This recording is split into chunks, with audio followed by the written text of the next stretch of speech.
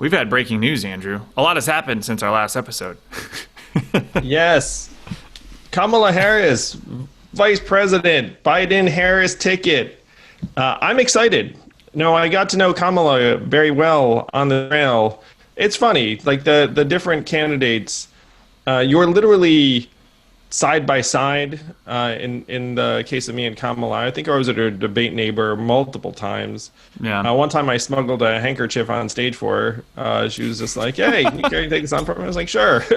you know, but more than that, we were in Iowa back to back multiple times. Really much more Iowa than anything else because she spent a lot of time there, and I did too.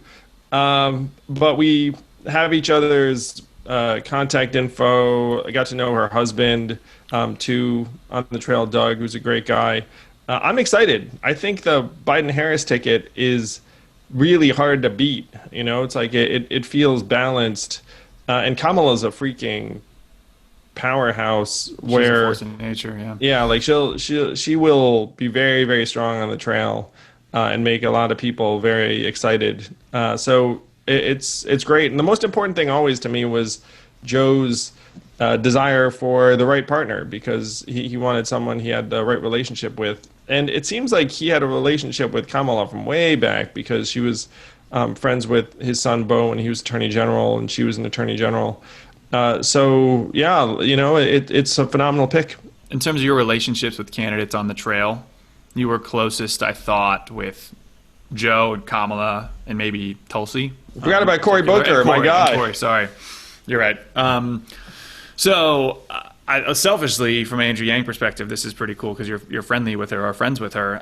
But thoughts on the strategy of this? Like, what do you think besides? Do I like the person? Do I think they're a good leader? What do you think from a political standpoint, optics standpoint? What are your thoughts on the Kamala pick?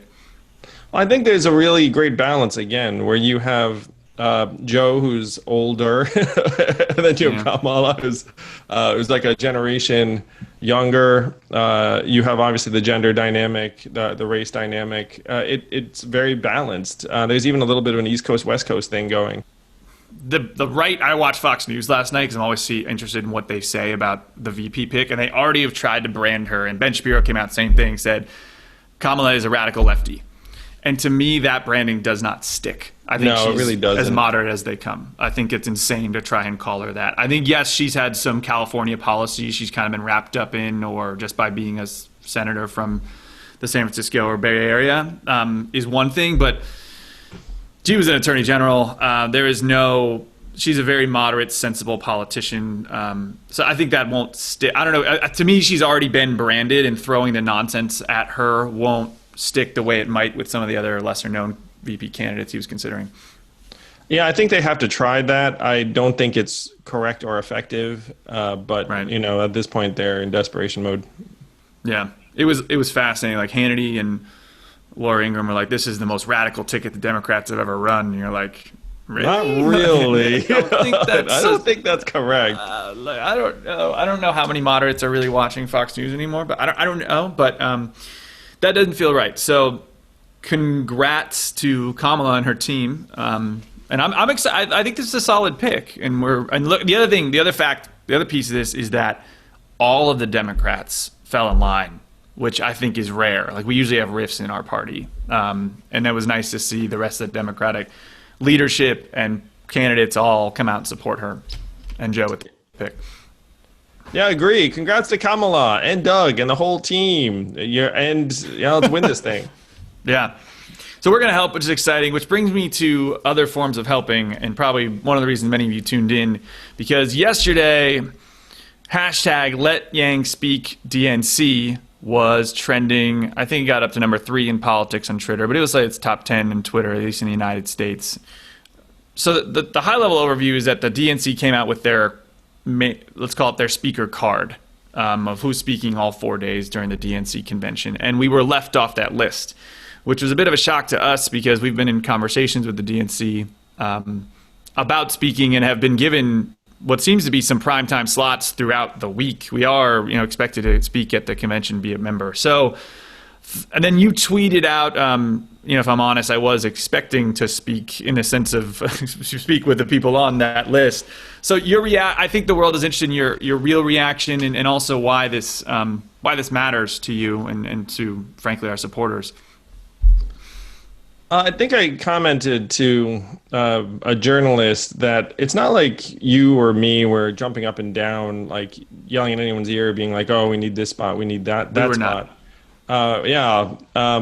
But that there's like a real sense that we have a lot of people that supported my campaign, many of whom were on the fence about Joe, Right. and I've been telling them we need to get behind Joe and get Trump out. And I said this makes that case a little bit harder to make because one reason why people who supported me would support Joe is like, okay, if Yang is a big part of the team, then we can advance some of the ideas and policies that I ran on. It's just a harder case to make if it seems like we are not being included. And to your point, it's like I thought we were being included. Yeah. That was like the mystery. It's like, what transpires here? I want to be clear to people listening. It's not about us. Would you like to speak? Sure, but that's not the point of this. The point is we have a powerful message and a lot of people that supported it and wanted this voice heard. And it was actually really touching, the outpouring of support. So thank you if you were part of it. But like the outpouring of support yesterday, I was like, wow, like that's so. That was hilarious. People that have hated on you forever. People have hated on you forever on MSNBC, or nameless, but they came out and they were like, Andrew Yang's beyond there. This is ridiculous. Like that to me was, I don't know, funny and kind of case in point. Touching, invigorating. Like, it was gratifying. I was like, oh, thank you. That's so kind. Really, because like I did reflect on it for a minute because there are other folks that are also not on the program that ran, and the fact that there doesn't seem to be much of an outcry, it was really touching to me. I was like, oh wow, like people recognize what we did. Yeah. So thank you to everyone who helped make that happen. We're keeping making things happening every day. Twitter went nuts. Here we are. We'll be involved in the convention somehow. Thank you for listening in. I hope you enjoyed this conversation. If you did, please do subscribe to Yang Speaks and click on notifications so we can let you know every time we have a new episode.